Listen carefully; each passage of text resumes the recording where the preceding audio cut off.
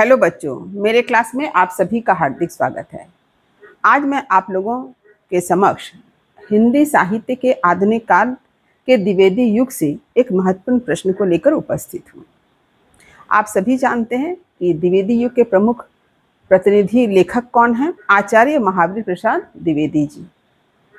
तो यह प्रश्न उनसे ही संबंधित है कि आचार्य महावीर प्रसाद द्विवेदी जी की पत्रकारिता और खड़ी बोली आंदोलन में क्या भूमिका थी। यह एक रिक्वेस्टेड वीडियो है। आचार्य महावीर प्रसाद द्विवेदी जी से संबंधित मेरे चैनल पर आपको और भी बहुत से वीडियो मिल जाएंगे। उस वीडियो को भी आप देख सकते हैं। वहाँ भी मैंने आचार्य महावीर प्रसाद द्विवेदी जी के व्यक्तित्व और कृतित्व से संबंधित बहुत सी बातों की चर्चा की है। तो आचार्य महावीर प्रसाद द्विवेदी जी को समझने के लिए इन सारे वीडियो को देखना आपके लिए अत्यंत जरूरी है। तो चलिए आरंभ करती हूँ आज के इस महत्वपूर्ण प्रश्न का उत्तर। देखिए, आचार्य महावीर प्रसाद द्विवेदी पत्रकारिता यानी हिंदी पत्रिका और खड़ी बोली आंदोलन में इनकी क्या भूमिका है, यहाँ पर इसी बात की चर्चा होगी। आचार्य महावीर प्रसाद द्विवेदी जी को आधुनिक हिंदी का निर्माता कहा जाता है। हिंदी साहित्य की सन 1900 से 1918 के बीच की कालावधि द्विवेदी युग के नाम से जानी जाती है। हिंदी साहित्य के आधुनिक काल के द्विवेदी युग के प्रमुख स्तंभ आचार्य महावीर प्रसाद द्विवेदी जी का योगदान दो रूप में विशेष था। यानी द्विवेदी युग में अगर उनका योगदान देखा जाता है तो दो रूप में है।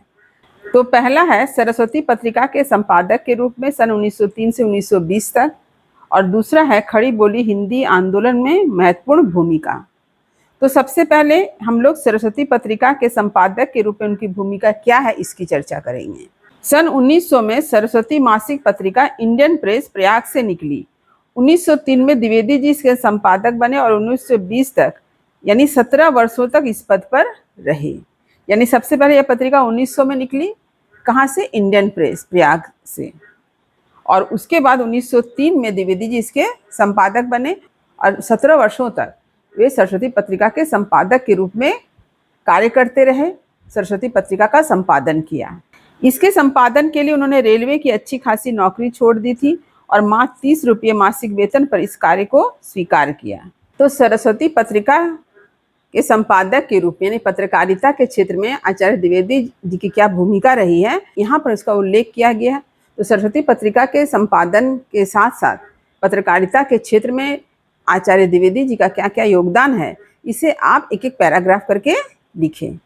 सरस्वती पत्रिका के माध्यम से उन्होंने मैथिली शरण गुप्त, अयोध्या सिंह उपाध्याय हरिऔध और श्रीधर पाठक जैसे कई दिग्गजों को मंच प्रदान किया। इसके बाद आपको फिर पैराग्राफ चेंज करना है। मैथिली शरण गुप्त की उर्मिला और साकेत जैसी कालजयी रचनाओं की प्रेरणा सरस्वती में प्रकाशित लेखों से ही मिली थी। इस प्रकार द्विवेदी जी ने प्रेमचंद, सियाराम शरण गुप्त, राम नरेश त्रिपाठी को मौका दिया, उनकी रचनाओं को सुधार कर छापा। इस प्रकार हिंदी को लेखकों की एक नई पीढ़ी मिली। प्रेमचंद की पहली कहानी सरस्वती में ही छपी। सरस्वती पत्रिका में सिर्फ कविता कहानी ही नहीं बल्कि विज्ञान, इतिहास, समाज, अर्थशास्त्र आदि पर लिखने के लिए प्रोत्साहित किया गया। साथ ही ऐसी रचनाएं सरस्वती पत्रिका में छापी गई। इस प्रकार हिंदी गंभीर विषयों की भाषा बनी। तो ये बहुत बड़ा योगदान है सरस्वती पत्रिका का कि महावीर प्रसाद द्विवेदी जी ने क्या किया, सरस्वती पत्रिका में लेखकों को इस बात के लिए प्रोत्साहित किया कि वे विभिन्न विषयों पर लेख लिखे, और उन सारे लेखों को कहाँ छापा गया? सरस्वती पत्रिका में। आचार्य महावीर प्रसाद द्विवेदी जी ने स्वयं कई उत्कृष्ट निबंध और आलोचनाएं लिखी, जैसे कवि और कविता, भाषा और व्याकरण। इससे हिंदी में व्यवस्थित आलोचना की वैज्ञानिक शुरुआत हुई। हिंदी में पहली बार व्यवस्थित समालोचना शुरू हुई। यहाँ पर हर बात को आप पैराग्राफ चेंज करके लिखेंगे। आचार्य द्विवेदी जी के नेतृत्व में सरस्वती पत्रिका हिंदी नवजागरण की सबसे बड़ी संवाहक बनी। ये काफ़ी इंपॉर्टेंट है, इसे हमेशा याद रखें। इस पत्रिका ने स्वतंत्रता संग्राम के दौरान लोगों में राष्ट्र प्रेम, स्वदेशानुराग तथा स्वदेशी भावना का व्यापक रूप से प्रचार प्रसार किया। यह है पत्रकारिता के क्षेत्र में महावीर प्रसाद द्विवेदी जी की भूमिका या योगदान। तो अब चलिए देखते हैं कि खड़ी बोली आंदोलन में उनकी क्या भूमिका रही। देखिए, खड़ी बोली आंदोलन में आचार्य महावीर प्रसाद द्विवेदी जी का योगदान या भूमिका।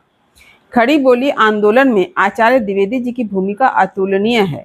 उन्होंने खड़ी बोली को गद्य की भाषा के रूप में ही प्रतिष्ठित नहीं किया, बल्कि काव्य क्षेत्र में भाषा के रूप में खड़ी बोली को ही प्रतिष्ठित किया। यानी यह स्पष्ट हो जाता है कि पहले हम लोग क्या देखते थे कि कहानी या लेख जो है वह खड़ी बोली में लिखी जाती थी, कविता नहीं। कविता की भाषा ब्रज भाषा थी। लेकिन आचार्य महावीर प्रसाद द्विवेदी जी के प्रयास से क्या हुआ, काव्य की भाषा भी क्या बनी, खड़ी बोली। यहाँ पर बहुत ही महत्वपूर्ण बात है कि द्विवेदी युग से पहले काव्य की भाषा खड़ी बोली नहीं थी। कहानी, लेख इत्यादि खड़ी बोली में लिखी जाती थी, लेकिन कविता जो है खड़ी बोली में नहीं लिखी जाती थी। कविता की भाषा ब्रज भाषा थी। लेकिन द्विवेदी युग में आचार्य महावीर प्रसाद द्विवेदी जी ने अपने प्रयास से क्या किया, काव्य की भाषा के रूप में खड़ी बोली को ही प्रतिष्ठित किया। यही कारण है कि हिंदी साहित्य का एक युग सन 1900 से 1918 का युग उनके ही नाम से द्विवेदी युग के रूप में जाना जाता है। तो आचार्य महावीर प्रसाद द्विवेदी जी के इतने सारे योगदान है हिंदी के क्षेत्र में कि उस युग का नाम, यानी 1900 से 1918 तक का जो समय था, वह जो युग था, उसका नाम क्या हुआ, द्विवेदी युग। उस युग को हम लोग द्विवेदी युग के नाम से जानते हैं। उनके योगदानों की रूपरेखा इस प्रकार है। तो खड़ी बोली आंदोलन के क्षेत्र में जो उनका योगदान है वह किस प्रकार से, यह हम देखते हैं। द्विवेदी युग के पूर्व 19वीं सदी तक कविता की भाषा ब्रज भाषा थी, गद्य की भाषा खड़ी बोली थी। भारतेंदु हरिश्चंद्र जी ने गद्य खड़ी बोली में लिखा और कविता ब्रज भाषा में। इस प्रकार द्विवेदी युग से पहले अधिकांश साहित्यकार कविता के लिए ब्रज भाषा का ही उपयोग करते थे। द्विवेदी जी ने खड़ी बोली को कविता के लिए उपयुक्त सिद्ध किया और स्वयं खड़ी बोली में उत्कृष्ट कविताएं लिखकर खड़ी बोली के मार्ग को प्रशस्त किया। तो हम क्या देखते हैं कि द्विवेदी युग से पहले यानी पूर्व 19वीं सदी तक जो कविताएं लिखी गई थी उसकी भाषा ब्रज भाषा थी। स्वयं भारतेंदु हरिश्चंद्र जी ने भी कविताएं ब्रज भाषा में लिखी, परंतु द्विवेदी जी ने क्या किया, स्वयं प्रयास किया, स्वयं उत्कृष्ट कविताएं लिखी और उनकी कविताएं ब्रज भाषा में न होकर खड़ी बोली में थी। इस प्रकार उन्होंने खड़ी बोली के मार्ग को प्रशस्त किया। उन्होंने सन 1903 में सरस्वती पत्रिका के संपादन का कार्यभार संभाला और इसे खड़ी बोली के प्रचार प्रसार का सशक्त माध्यम बनाया। उन्होंने कवियों और लेखकों को खड़ी बोली में लिखने के लिए प्रेरित किया, जिससे यह जन जन की भाषा बन गई।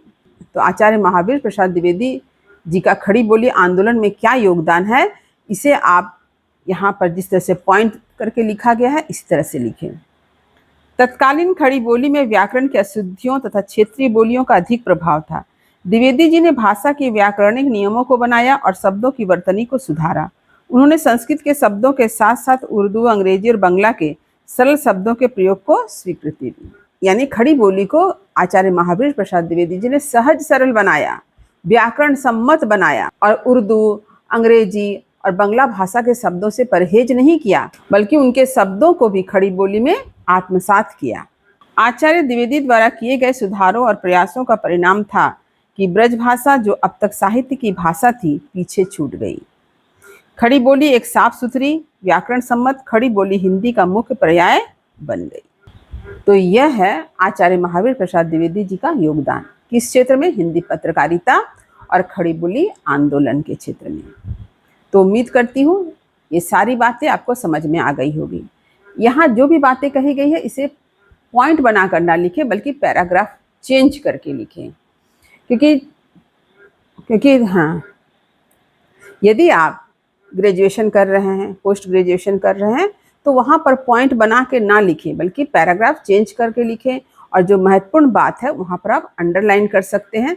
इस तरह से उत्तर लिखें। यदि 9-10 के स्टूडेंट हैं तब आप पॉइंट बनाकर उत्तर लिखें। उम्मीद करती हूँ मेरी बातें आपको समझ में आ गई होगी। यदि कहीं कुछ समझने में दिक्कत हुई हो तो कमेंट अवश्य करें, वीडियो को लाइक करें और सभी पढ़ने वाले विद्यार्थियों में इसे शेयर करना ना भूलें। जो बच्चे मेरे चैनल पर नए हैं वे चैनल को सब्सक्राइब जरूर कर लें, ताकि हर नई वीडियो का नोटिफिकेशन आपको समय समय पर मिल सके।